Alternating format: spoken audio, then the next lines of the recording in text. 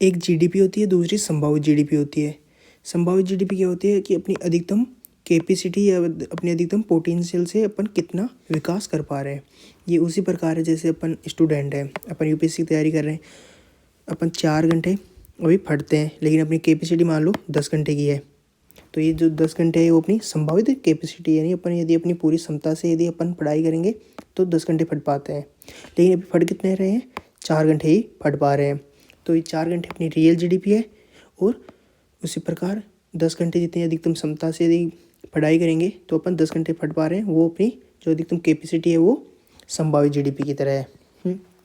अब देखो, यदि अपन 4 घंटे पढ़ पा रहे हैं और 10 घंटे अधिकतम पढ़ सकते हैं, यानी ये संभावित है, तो ये अधिक होगी, है ना। लेकिन यदि ये एक अच्छी स्थिति है, अपन ताकि विकास कर पाएंगे, 4 से अपन 5 घंटे पढ़ पाएंगे, फिर धीरे धीरे 6 घंटे पढ़ पाएंगे, अपन हाईएस्ट 10 घंटे तक पढ़ सकते हैं। लेकिन सोचो, अभी अपन 10 घंटे पढ़ रहे हैं और अपनी पढ़ने की कैपेसिटी कितनी है, केवल 8 घंटे ही है। 10 घंटे पढ़ रहे हैं, कैपेसिटी 8 घंटे, तो ये तो नुकसान की स्थिति है ना, क्योंकि कुछ दिन बाद अपन, थोड़े दिन बाद अपन बर्न आउट हो जाएंगे और अपन थक जाएंगे और पढ़ाई नहीं कर पाएंगे। यानी एक अतिरिक्त जो बहुत ज़्यादा मोटिवेशन की वजह से पढ़ पा रहे हैं अपन, 2 घंटे अतिरिक्त पढ़ पा रहे हैं अपनी क्षमता से, तो वो कुछ समय बाद अपने को नुकसान करेगा। उसी प्रकार जो जीडीपी होती है वो भी जो संभावित जीडीपी से अधिक हो जाए वास्तविक जीडीपी, तो वो नुकसान करती है। अब देखो, जो संभावित जीडीपी का जो कॉन्सेप्ट था वो किसने लेके आया, ओईसीडी जो कंट्री है, जो ओईसीडी कंट्री कितनी है, 38। फुल फॉर्म क्या है ओईसीडी कंट्री की, Organisation for Economic Cooperation and Development. ये जो विकसित 38 देशों का एक समूह है जो इकोनॉमी से संबंधित संकल्पनाएं या निर्णय वगैरह लेते हैं, है ना। तो उन्होंने ही संभावित जीडीपी की परिकल्पना दी थी। इसका मतलब क्या है कि अपनी संभावित जीडीपी मतलब कि अपनी जो अधिकतम क्षमता से कितना जीडीपी का विकास कर सकते हैं, यानी अपनी क्षमताओं का अधिकतम दोहन करके कितनी जीडीपी प्राप्त कर सकते हैं। अधिकतम क्षमताओं का कैसे पता चलेगा, मुद्रास्फीति को संतुलित करते हुए नायरू बिंदु तक। आपको पता होगा कि मुद्रास्फीति और बेरोजगारी में संबंध होता है। मुद्रास्फीति जैसे जैसे बढ़ती है तो बेरोजगारी कम होती जाती है, लेकिन वो एक सीमा तक ही होती है। कौन सीमा है वो, नायरू बिंदु। जब अपन बेरोजगारी या फिलिप वर्कर्स की बात करेंगे तब इसको समझेंगे। दूसरा, संभावित जीडीपी, अपनी जीडीपी में और अधिक विकास किस प्रकार कर सकते हैं, जीडीपी में विकास किस प्रकार कर सकते हैं, यदि अपन जो अपने रोजगार कर्मचारी हैं उनको और अधिक कौशल प्रदान करेंगे, कौशल अधिक प्रदान करेंगे तो वो अधिक उत्पादन में सहायक होंगे, तो भी जीडीपी का विकास होगा ना। तो कौशल प्रशिक्षण के द्वारा अधिकतम अनुप्रयोग कर सकते हैं। यदि अपन जो अपनी आई कोर, पिछले टॉपिक में मैंने बताया था आई कोर, यदि अपने आई कोर के में विकास होगा, अपना आई कोर कितना है, 4:1 है, यदि ये 3:1 कर लेंगे तो अपने पास उत्पादकता अधिक प्राप्त होगी। यदि अपन इसका मतलब क्या होगा, 3 पूंजी का निवेश करने पर 3 पूंजी का निवेश करने पर 1 का लाभ हो रहा है, यानी अपने आई कोर में वृद्धि हुई है। पहले 4 पूंजी का निवेश करने पर 1 पूंजी प्राप्त हो रही थी, अब 3 का निवेश करने पर 1 प्राप्त हो रही है। तो इसमें जैसे वृद्धि होगी, इनके अनुपात में कमी आएगी तो जीडीपी में और वृद्धि होगी। दूसरा, जो मानव पूंजी होती है उसका अधिकतम अनुप्रयोग। जो अपनी मानव पूंजी है, यदि वो बेरोजगार है तो अपन उसका प्रयोग नहीं कर पा रहे, यदि उनका प्रयोग करेंगे तो वो उत्पादकता में सहायक होंगे ना। यदि वो उत्पादकता में सहायक होंगे तो उत्पादन में वृद्धि होगी, उत्पादन में वृद्धि होगी तो अपनी जीडीपी में वृद्धि होगी। तो ये 4 तरीके हैं अपनी जीडीपी का अधिकतम दोहन करते हुए संभावित जीडीपी को प्राप्त करने का। मुद्रास्फीति को संतुलन करते हुए नायरू बिंदु तक जाना, कौशल प्रशिक्षण के द्वारा अधिकतम अनुप्रयोग करना, पूंजी निर्माण एवं पूंजी दक्षता में सुधार करना, मानव पूंजी का अधिकतम अनुप्रयोग करना। जो मैंने बताया था कि अपन अपनी क्षमता से अधिक पढ़ाई करेंगे तो कुछ समय के बाद अपना बर्न आउट हो जाएगा और अपन थक जाएंगे और पढ़ाई नहीं कर पाएंगे। और मैंने दूसरा बताया था कि यदि अपनी कम क्षमता से अपनी क्षमता 4 घंटे पढ़ रहे हैं और 10 घंटे की क्षमता है अपनी, तो ये एक अच्छी स्थिति है, ताकि अपन अपने को पता है 4 घंटे पढ़ पा रहे हैं, क्षमता 10 है, तो अपन धीरे धीरे इसमें और वृद्धि कर पाएंगे। लेकिन ये वही स्थिति है, यानी जीडीपी, अपनी जीडीपी मान लो 100 है, संभावित जीडीपी अपनी संभावना कितनी है, 200 तक जा सकते हैं, तो अपन धीरे धीरे अपनी जीडीपी में विकास करने की ओर प्रेरित होंगे। अपने को पता चल गया कि अपन 200 तक जा सकते हैं, अपनी जीडीपी को बढ़ा सकते हैं, तो अपन इन चारों पॉइंटों में अपन सुधार करना शुरू कर देंगे। वहीं अपनी जो जीडीपी है वो 100 है, और जो अपनी संभावित जीडीपी है वो 50 है, यानी 50 इससे अधिक है। तो ये एक खतरे की स्थिति है ना। क्यों खतरे की स्थिति है? मतलब अपन इनका अधिकतम प्रयोग करने के पश्चात भी अपनी जीडीपी 50 तक ही जा सकती है, लेकिन अभी अपन 100 तक ले जा चुके हैं। तो कहीं ना कहीं अपन किसी सेक्टर में ऐसी स्थिति बनी हुई है कि वो अतिरिक्त बबल दिखा रहा है, मतलब अनावश्यक अतिरिक्त बबल दिखा रहा है। तो ये बबल कुछ समय तक ही रहेगा, उसके बाद ये फूट जाएगा, और फूट जाएगा तो नुकसान बहुत अधिक होगा। तो यदि जीडीपी संभावित जीडीपी से अधिक होती है तो चिंताजनक स्थिति है। समझने के लिए अपनी पढ़ाई का देख लो। यदि अपनी कैपेसिटी है 10 घंटे की, और अपनी कैपेसिटी 10 घंटे की है, और अपन फट रहे हैं 10 घंटे, क्योंकि यही वास्तविक है ना जीडीपी वास्तविक वाली। लेकिन अपनी संभावना कितनी है? 8 घंटे की। तो अपना ये जो अतिरिक्त बबल बन रहा है 2 घंटे का, ये एक समय पश्चात बर्न आउट हो जाएगा अपना, अपन थक जाएंगे, और फिर अपन पढ़ाई बिल्कुल अपनी बहुत डाउन हो जाएगी, 8 घंटे भी पढ़ाई नहीं कर पाएंगे। तो इस प्रकार अपन जीडीपी संभावित जीडीपी के आधार पर भी अपनी पढ़ाई के तरीका समझ सकते हैं ना। तो रियल मोटिवेशन ये है, ना कि वो जो फालतू का मोटिवेशन लेके अपन 2 घंटे एक्स्ट्रा पढ़ रहे हैं संभावना से, वो बहुत गलत है। इसलिए यूपीएससी में ध्यान रखना, आप कंटिन्यू पढ़ते रहना। यदि आप 8 घंटे की कैपेसिटी है लेकिन आप 6 घंटे पढ़ रहे हो, वो अच्छी बात है, धीरे धीरे आप 8 तक पहुंच जाओगे। लेकिन आपकी कैपेसिटी 6 घंटे है और आप किसी मोटिवेशन वीडियो देख के आप 8 घंटे पढ़ाई कर रहे हो ना, तो ये कुछ समय बाद नुकसान देगा, और आप जो सीधी ग्राफ ऊपर की ओर जानी चाहिए थी वो थोड़ा टाइम ऊपर जाके बहुत नीचे गिर जाएगी। क्योंकि यूपीएससी आपको पता है ये लंबी टाइम की रेस है, कोई शॉर्ट मैराथन नहीं है कि 100 मीटर की दौड़ के अपने को समाप्त हो गया। अच्छा, अब ग्रीन जीडीपी क्या होती है? देखो, अपन जीडीपी का बहुत अपनी संसाधनों का अत्यधिक दोहन करके अपन जीडीपी में वृद्धि करते जा रहे हैं। अपन पर्यावरण की चिंता नहीं कर रहे हैं, पर्यावरण को नुकसान हो रहा है ना। तो उसके लिए कॉन्सेप्ट लेके आए हैं ग्रीन जीडीपी का, जिसमें क्या करते हैं, अपनी जो जीडीपी का दोहन करके, मतलब संसाधनों का दोहन करके जो जीडीपी का निर्माण कर रहे हैं ना, इसके में देखेंगे कि इस निर्माण के दौरान अपने पास कितनी जैव विविधता का अपन ने शरण किया।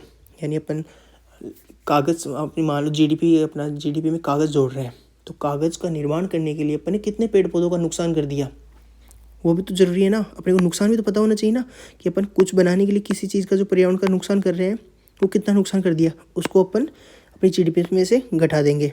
जलवायु परिवर्तन कितना हो रहा है, उसकी वजह से क्या क्या नुकसान हो रहा है, उसको भी अपन जीडीपी में से घटाएंगे। तो अपन जब जीडीपी में से प्रकृति को होने वाले नुकसान को घटा देंगे तो अपने पास ग्रीन जीडीपी प्राप्त होगी। जैसे मान लो अपनी जीडीपी 100 रुपये, एग्जाम्पल कागज़ से समझते हैं ना, कि अपने पास केवल कागज़ का अंतिम मूल्य देख रहे हैं जीडीपी में। तो मान लो कागज़ का मूल्य 100 रुपये, अपनी ये पूरी 1 साल की जीडीपी हो गई।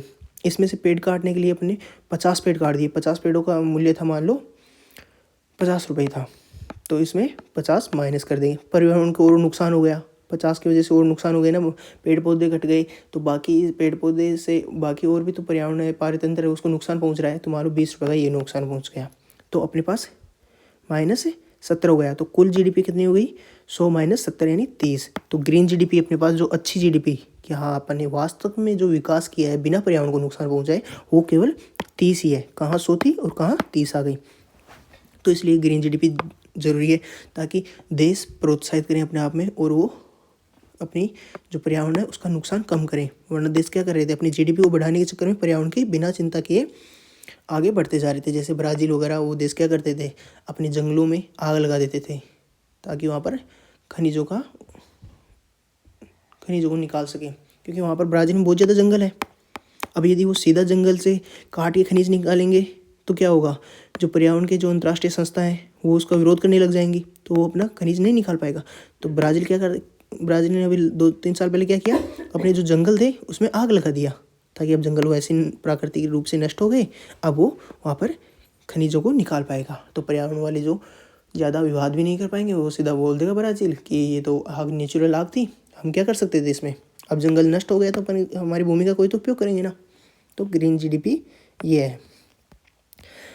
अच्छा, जीडीपी है ना, ग्रीन जीडीपी, ये क्या होती है, देख जीडीपी निर्माण में कितने मौद्रिक मूल्य की हरित संपदा की हानि हुई, ये है ना।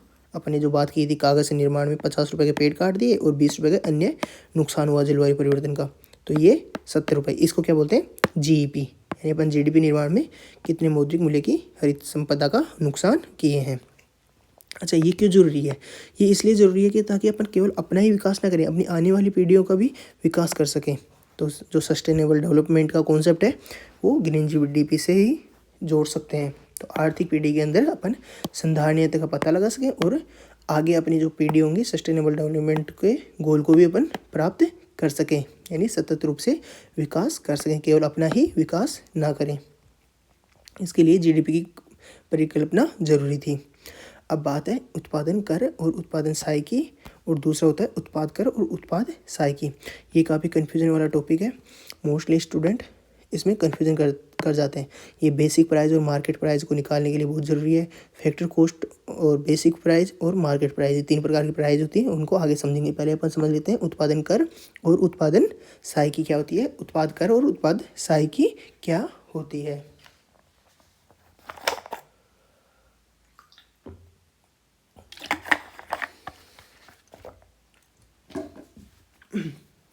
देखो अपन जो कर होते हैं वो 2 प्रकार के लगा सकते हैं। ये मेरी कोई फैक्ट्री है, कागज़ की मेरी फैक्ट्री है, तो मैं जब कागज़ की फैक्ट्री से जो कागज़ का निर्माण करूँगा, पेड़ लाके मैंने पेड़ लेके आया, मेरे पास मशीन है, अब इनसे मैं कागज़ का निर्माण करूँगा। तो सरकार मेरे पर कब कब टैक्स लगा सकती है? एक तो जब मैं निर्माण कर लूँगा, तब निर्माण के समय में मेरे पास मैं मशीन लेके आया तब, या जो मेरे ज़मीन पर जहाँ पर जिस ज़मीन पे मैंने ये मशीन वगैरह लगाई उस पर कोई कर लगा सकती है। जैसे वहाँ का जो शुल्क वगैरह, स्टाम्प शुल्क वगैरह हो गया, या पेड़ को लेके आया तो उस टाइम मेरा कच्चे माल के थ्रू कोई कर लग सकता है। तो एक तो निर्माण के समय कर लगेगा, है ना, निर्माण के समय। दूसरा कर सरकार कब लगा सकती है? जब मेरा कागज़ पूरी तरह से तैयार हो गया। अब जब कागज़ तैयार हो गया तो मार्केट में जाएगा, तो सरकार उस टाइम भी मेरे पर कर लगा सकती है। यानी पूरी तरह से जब माल तैयार हो गया है और मैं बेचने को जा रहा हूँ, तो बेचने के टाइम में सरकार या तो कर लगा सकती है, जो जिसको अप्रत्यक्ष कर बोलते हैं ना, अपन जो जीएसटी के थ्रू देते हैं, और या उसमें सरकार छूट भी दे सकती है। जैसे जो यूरिया होता है या जो भी फर्टिलाइज़र होता है, उसमें सरकार जब मार्केट में आता है वहाँ पर छूट दे देती है। तो उस छूट को अपन क्या बोलते हैं? सब्सिडी, यानी सहायकी बोलते हैं। यदि ये 1000 रुपये का था और सरकार इसको 400 रुपये में दे रही है, तो सरकार ने 600 रुपये की अपने को छूट दे दी है। तो ये 2 प्रकार से लग सकता है, या तो अपन निर्माण के समय लगेगा अपने पास टैक्स, या छूट निर्माण के समय मिल जाएगी, या फिर टैक्स पूरा जब माल तैयार हो चुका है उस समय लगेगा। तो यहाँ पर जब माल पर जो पूरा तैयार होने के बाद जो टैक्स लगेगा वो वस्तुओं पर लगेगा ना, वस्तुओं की मात्रा पर लगेगा। कि 2 मात्रा बेच दी, 1 मात्रा मैंने खरीदी, यानी मैंने मान लो 1 यूरिया कट्टा खरीदा, तो उस पर मुझे 1 यूरिया की थैले पर 600 रुपये की छूट मिली है ना। 2 खरीदा तो 2 पर मिल गई 600 1200 छूट हो गई। लेकिन जब निर्माण के समय में जब बात करेंगे तो यहाँ पर वस्तु पर नहीं लगता, वस्तु की मात्रा पर नहीं लगता, वो या तो अपन बिजली वगैरह है उस पर पूरा टैक्स लग गया, या फिर टैक्स लग गया कि उस क्षेत्र में अपन को स्टाम्प शुल्क देना पड़ रहा है, उस पर टैक्स लग गया, तो वो मात्रा पे नहीं लगता, ध्यान रखना। अब बात करते हैं, ये समझ में आ गया ना, उत्पादन कर कब कब लग सकता है। तो जो उत्पादन की, जब अपन किसी चीज़ का निर्माण कर रहे हैं उस टाइम जो टैक्स लगता है उसको बोलते हैं उत्पादन कर, यानी उत्पादन के समय में, है ना, उत्पादन के समय में टैक्स लगने वाला, कि अभी अपना उत्पादन ही चल रहा है उस टाइम में अपन टैक्स दिए हैं। तो टैक्स उस टाइम कौन कौन से हो सकते हैं? टैक्स भू राजस्व का टैक्स हो गया, या स्टाम्प पंजीकरण का शुल्क हो गया, या फिर व्यवसाय का जो टैक्स देते हैं वो टैक्स हो गया। तो ये 3 प्रकार के कर हो गए, और भी होते हैं। लेकिन जब उत्पादन करते हैं अपन, चीज़ का निर्माण कर रहे हैं, यानी चीज़ का भी निर्माण हो रहा है, वो प्रक्रिया के समय में जो टैक्स लगते हैं कौन कौन से हैं? भू राजस्व, स्टाम्प पंजीकरण शुल्क, या व्यवसाय कर। और उस टाइम सरकार छूट भी दे सकती है, कि सरकार ने स्टाम्प कर पे कुछ छूट दे दी, या भू राजस्व पे सरकार ने छूट दे दी। कि जैसे होता है ना कि जब कोई विदेशी कंपनी किसी अपने भारत में आके जब कंपनी का निर्माण करना शुरू करती है, अपना अवसंरचना का निर्माण करती है, तो वो पहले ज़मीन खरीदेगी। तो जो सरकार होती है, राज्यों की सरकार क्या करती है, वो छूट देती है उसको, कि आप यहाँ पर ज़मीन खरीदो, हम आपको टैक्स में छूट दे देंगे, सस्ती ज़मीन दे देंगे। तो वो क्या हो गया? निर्माण के समय ही, है ना। तो जो ज़्यादा छूट दे देता है तो वो विदेशी कंपनी वहाँ जाके स्थापित हो जाती है। जैसे महाराष्ट्र में हो गई वगैरह, गुजरात में होती रहती हैं। जैसे अपन ने अभी जो वेदांत वगैरह का सुना था ना नाम, जो वेदांत जो अपनी भारतीय कंपनी है वो जो सेमीकंडक्टर की चिप कहाँ निर्माण होते हैं ज़्यादातर, मेरे दिमाग से निकल रहा है वो, ताइवान, जो चीन का जो पड़ोसी है ताइवान, उसके साथ वहाँ की एक कंपनी के साथ मिलके भारत में एक नई सेमीकंडक्टर के लिए कंपनी स्थापना कर रही थी। तो उस टाइम वो न्यूज़ में था कि महाराष्ट्र सरकार उसको ज़्यादा भूमि में छूट दे रही है, बिजली वगैरह में छूट दे रही है। तो इस प्रकार से जो निर्माण के समय में जो छूट मिल जाती है उसको बोलते हैं उत्पाद सहायकी बोलते हैं। और उत्पादन के समय में जो निर्माण के समय में जो कर लगता है, यानी भू राजस्व का जो कर लगता है, स्टाम्प पंजीकरण शुल्क लगता है, उसको उत्पादन कर बोलते हैं। ये मात्रा पे लागू नहीं होता है ना, अभी बताया था, मात्रा कितनी भी हो उस पर लागू नहीं होता। ये लागू उस टाइम जो कोई मशीन वगैरह खरीद रहे हैं या भूमि वगैरह उसी पर लागू होता है, मात्रा पे लागू नहीं होता है ना, क्योंकि अभी तो मात्रा का निर्माण हुआ ही नहीं है, मात्रा का निर्माण तो चल रहा है। अब मात्रा का जब निर्माण हो चुका है, वह वस्तु उत्पादित हो चुकी है, बाजार से अपना कागज़ निर्माण हो चुका है, अब कागज़ मार्केट में आ गया। अब मार्केट में आने पर जो सरकार टैक्स लगा रही, यानी उत्पाद का शुल्क लगा सकता है, या फिर बिक्री का शुल्क लग सकता है, सेवा कर लग सकता है, या अपन किसी दूसरे देश में उसको निर्यात कर रहे हैं, उस दूसरे देश से उसको खरीद रहे हैं तो आयात कर लग सकता है, निर्यात कर लग सकता है। ये वस्तु पर तो लगेंगे ना, कि वस्तु अब निर्माण होके आ गया, ये अपनी वस्तु निर्माण हो गई, अब आ गई है, अब इस पर सरकार कर लगा देगी। तो वो होता है उत्पाद कर, यानी उत्पाद हो चुका है जो वस्तु, उस पर लगने वाला कर। और सब्सिडी कौन सी होती है, जो उर्वरक पर, अभी मैंने बताया था, उर्वरक पर सब्सिडी मिलती है या पेट्रोलियम पर जो सब्सिडी मिलती है, वो हो गई उत्पाद कर या उत्पाद सहायकी। अच्छा, ये प्रति इकाई पे लगते हैं ना। अभी मैंने बताया था कि एक कागज़, मैंने एक यूरिया की मैंने बोरी खरीदी तो इस पर मुझे 600 रुपये की छूट मिल गई। दूसरी मैंने खरीदी तो दूसरी पर मुझे 600 रुपये की छूट मिल गई। तो ये उत्पाद की जो मात्रा होगी ना, मात्रा पे मिलता है, ये कर मात्रा पे मिलता है या सहायकी मात्रा के ऊपर लगता है। अब बात करते हैं आधार मूल्य और आधार मूल्य और बाजार मूल्य क्या होता है। देखो, साधन लागत क्या होती है, साधन लागत होती है जो फैक्ट्री कॉस्ट होता है, यानी जो बिना करों के जो अपन कच्चा माल होता है ना, उस पर जो कच्चा माल की जो कॉस्ट होती है वो होती है साधन लागत। तो जैसे अपना कच्चा माल था अपना पेड़ से जो पेड़ वगैरह जो कच्चा माल था वो मान लो 100 रुपये का था, इस पर सरकार ने लगा दिया उत्पादन कर, है ना, अभी निर्माण ही तो कर रहे हैं ना। तो कच्चे माल पे सरकार ने लगा दिया 10 रुपये का टैक्स लगा दिया और 5 रुपये की छूट दे दी। तो अब उत्पादन के समय में अपना कितना खर्चा हो रहा है, 110 और -5, 105 रुपये का। तो 105 ये है आधार मूल्य, यानी जब निर्माण हो रहा है किसी वस्तु का, निर्माण के समय में जो उत्पादन कर और उत्पादन सहायकी लगेगी उसको आधार मूल्य बोलते हैं। तो आधार मूल्य 105 हो गया। अब 105 का टोटल ये प्राइस है। अभी कोई एक मात्रा अपनी एक कागज़ की कॉपी 105 रुपये की कंपनी से गेट से बाहर निकल चुकी है, अब ये मार्केट में बिकने को तैयार है। अब मार्केट में जैसे ही बिकने आएगी सरकार टैक्स लगाएगी, है ना, जो जीएसटी वगैरह जो टैक्स लगते हैं ना, उत्पाद शुल्क या सेवा कर या आयात निर्यात वाला जो टैक्स लगेगा वो लग गया। अब मान लो यहाँ पर टैक्स लग गया, 10 रुपये टैक्स लग गया, और वही सरकार उस पर सब्सिडी भी दे रही है, 5 रुपये की सब्सिडी दे दी। अब कितनी कीमत हो गई, 115 -5 यानी 110। तो बाजार की, अब बाजार में जो कितने में खरीदूंगा, यदि मैं जाके मैं एक कॉपी खरीद रहा हूँ वो कितने की पड़ेगी, मेरे मार्केट प्राइस कितनी ही रहेगी, 110। यानी मुझे अपने जेब से 110 रुपये दूंगा, क्योंकि मार्केट में जाके तो खरीद रहा हूँ ना, उसको बोलते हैं बाजार मूल्य। बाजार मूल्य में कौन सा लगता है, उत्पाद कर या उत्पाद छूट लगती है, यानी पूरा माल तैयार होने पर। उत्पाद कर समझ में आ गया ना क्या था, पूरा माल तैयार होने पर लगने वाला जो कर। और उत्पादन कब लगता है, जब अपन आधार मूल्य निकालते हैं। साधन लागत समझ आ गई ना, फैक्टर कॉस्ट क्या होती है, जो कच्चे माल की जो लागत होती है ना, जिस पर कोई किसी प्रकार का कोई टैक्स कर नहीं होता।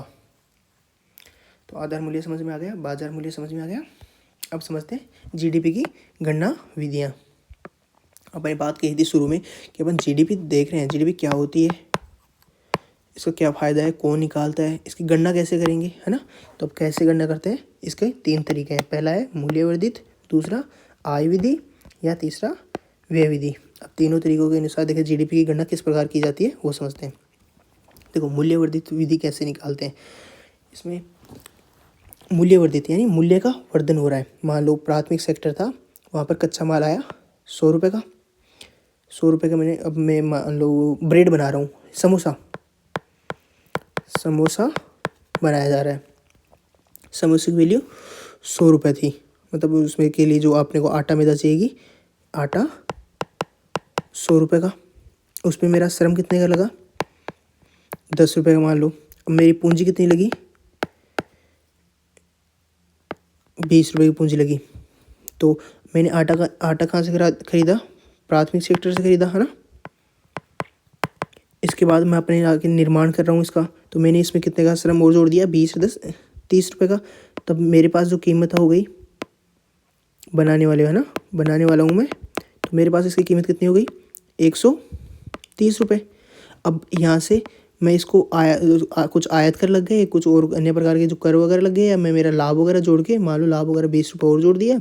अब ये मैंने दुकान में भेज दिया, दुकान में कितने का चला गया, 150 रुपये का। तो कितना मूल्यवर्धन हुआ, यहाँ पर मूल्यवर्धन हुआ 30 रुपये, यहाँ पे मूल्यवर्धन कितना हुआ, 20 रुपये।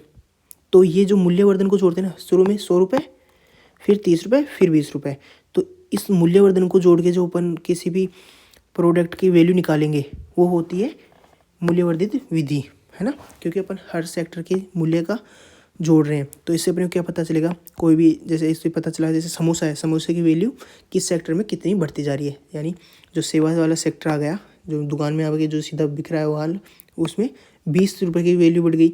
इससे पहले जो बनाने वाले में कितना परसेंट वो वैल्यू बढ़ रही है, 30 रुपये की वैल्यू बढ़ रही है। तो इससे पता चलता है कौन से सेक्टर में कैसा प्रदर्शन चल रहा है ना, इससे पता चला ना, इस सेक्टर में कैसा प्रदर्शन चल रहा है, या इस सेक्टर में ज़्यादा वैल्यू बढ़ रही है तो इस सेक्टर में कैसा प्रदर्शन चल रहा है। प्राथमिक, द्वितीय और तृतीय क्षेत्र, तीनों सेक्टरों में वैल्यू को देखते हैं। मैंने पहले बता चुका हूँ लास्ट क्लास में कि ये जो सेक्टर होते हैं प्राथमिक, द्वितीय, तृतीय, कौन से सेक्टर होते हैं। और जो नए आजकल गणना करने लग गए, चौथा सेक्टर और पांचवा सेक्टर, इसके बारे में मैंने पिछले वाले सेक्टर वाले टॉपिक में बता दिया था। तो मूल्यवर्धित विधि क्या होती है कि एक सेक्टर से दूसरे सेक्टर में जो कीमत में जैसे वृद्धि होती जा रही है, उनको जब उनकी गणना करेंगे तो उससे जो जीडीपी का टोटल मूल्य निकलेगा वो मूल्यवर्धित विधि है ना। अब दोबारा जो मैंने अब तक कागज़ का मूल्य समझाता आ रहा हूँ, एक बार दोबारा देख लो किसी को समझ नहीं आया तो। प्राथमिक सेक्टर में यदि मूल्य था 100 रुपये, कागज़ की वैल्यू कितनी थी, 100 रुपये। जब वो द्वितीय सेक्टर में चला गया, निर्माण वाले सेक्टर में चला गया, वहाँ पर निर्माण वगैरह हो रहा उसका, वहाँ पर उन्होंने इसमें 30 रुपये की और वैल्यू ऐड कर दी। अब कितने का हो गया द्वितीय सेक्टर में, ये हो गया 130 का हो गया। फिर ये दुकान में बेचने के लिए जाएगा, सेवा सेक्टर में जाएगा, तो वहाँ पर 20 रुपये की और वैल्यू जोड़ दी गई, फिर टोटल वैल्यू हो गई 150 रुपये। मैं हूँ खरीदार, मैंने कितने रुपये में ख़रीदा इसको, 150, यानी कितना मैंने व्यय किया है, ये मेरा 150 व्यय है। वहीं पर जो इससे जो 20 रुपये किसके पास आ रहे हैं, सेवा वाले के पास, 30 रुपये किसके पास आ रहे हैं, बनाने वाले के पास, और 100 रुपये ये कच्चे माल के दे, है ना। तो अब 100 रुपये, फिर बनाने वाले के पास 30 रुपये का मूल्यवर्धन हुआ और सेवा वाले के पास 20 रुपये का मूल्य हुआ। ये हो गया अपनी मूल्यवर्धन विधि। आय विधि क्या हो रही है, सेवा वाले के पास कितने रुपए हैं, 30 रुपये, है ना, बनाने वाले के पास 30 रुपये। आय यानी मतलब आय के मतलब किसके पास कितनी आय जा रही है ना, एक समोसे की जीडीपी का अपना जो समोसा था उसकी बनाने वाले के पास कितने रुपए है, 30 रुपये। और जो सेवा के किया है उसने, उसके पास कितने रुपए गए, 20 रुपये। और जो प्राथमिक सेक्टर पर जो कच्चा माल तैयार किया था, कच्चा माल वाला, उसके पास कितने आए, 100 रुपये की आय जनरेट हुई, है ना। जैसे कोई किसान था, किसान को 100 रुपये मिले, फिर बनाने वाले को 30 रुपये मिले, और जो बेच रहा था उसको 20 रुपये मिले। ये हो गई आय विधि। इसका मूल्य कितना आएगा, पूरा 150 रुपये आएगा ना। तो जीडीपी की पहली विधि होगी, इनको जोड़ेंगे, मतलब जहाँ पर जितनी वृद्धि हो रही है उनको ऐड करेंगे, जहाँ पर जितनी वृद्धि हो रही है उनको ऐड करेंगे, तो मूल्यवर्धित विधि निकलेगी कि जैसे जैसे सेक्टर में वृद्धि होती जा रही है वहाँ पर कितने रुपए का ऐड ऑन करता जा रहा है। आय विधि क्या हो गई कि किसको कितने आय प्राप्त हो रही है, किसको कितनी प्राप्त हो रही है। बनाने वाले को कितने प्राप्त हुए थे, 30 रुपये। सेवा वाले को कितने प्राप्त हुए थे, 20 रुपये। कच्चे माल यानी किसान को कितने प्राप्त हुए थे, 100 रुपये। टोटल कितना हुआ, 150। ये हो गई आय विधि, है ना। अर्थव्यवस्था के चारों सेक्टर में देखते हैं, है ना।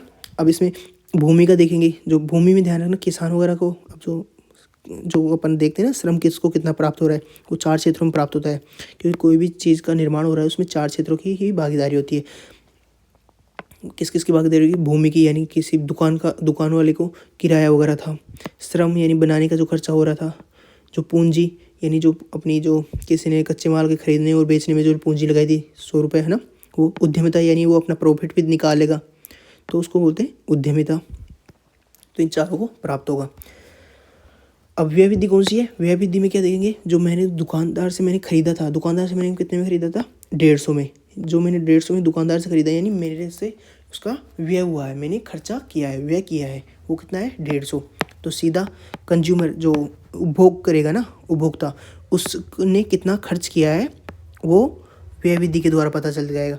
तो अपन जब देखेंगे अर्थव्यवस्था में कि मैंने मतलब जो उपभोक्ता द्वारा कितना खर्च किया जा रहा है, उसके आधार पर जब जीडीपी की गणना करेंगे तो वो होती है व्यय विधि, यानी व्यय कितना किया जा रहा है। आय विधि किसको कितने कितने रुपए प्राप्त हो रहे हैं, वो आती है आय विधि में। मूल्यवर्धित विधि, एक सेक्टर से दूसरे सेक्टर में जब वस्तु का निर्माण हो रहा है, वस्तु जा रही है, तो कितने रुपए का उसमें एड ऑन किया गया है, वो होती है मूल्यवर्धित विधि। अब व्यय वाला में किस किस को कौन कौन से किस किस व्यक्ति ने कैसा कैसा व्यय किया है, वो कौन कौन से होते हैं, C + I + G + X - M। इसमें देखो, अब देखते हैं C यानी कौन होता है, कंज्यूमर, यानी सीधा उपभोक्ता द्वारा कितना खर्च किया जा रहा है। दूसरा कौन खर्च कर सकता है, गवर्नमेंट खर्च कर सकती है ना, या इन्वेस्टमेंट वाला जो व्यक्ति होता है वो खर्च कर सकता है, या फिर एक्सपोर्ट इम्पोर्ट में जो खर्चा हो रहा है वो।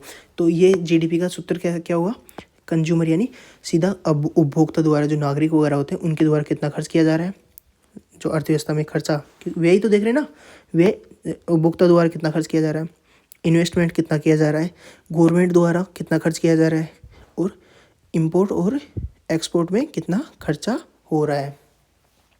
तो भारत में जो कंज्यूमर है, उपभोक्ता है ना, खर्चा जीडीपी में वो सर्वाधिक कर रहा है, वो 50 से 60% खर्चा केवल कंज्यूमर कर रहा है, गवर्नमेंट का एक्सपेंडिचर कम है।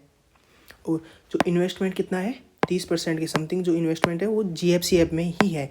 जीएफसीएफ क्या है, वो मैंने पिछले वाले टॉपिक में बता दिया है। तो 30% खर्चा जीएफसीएफ में है।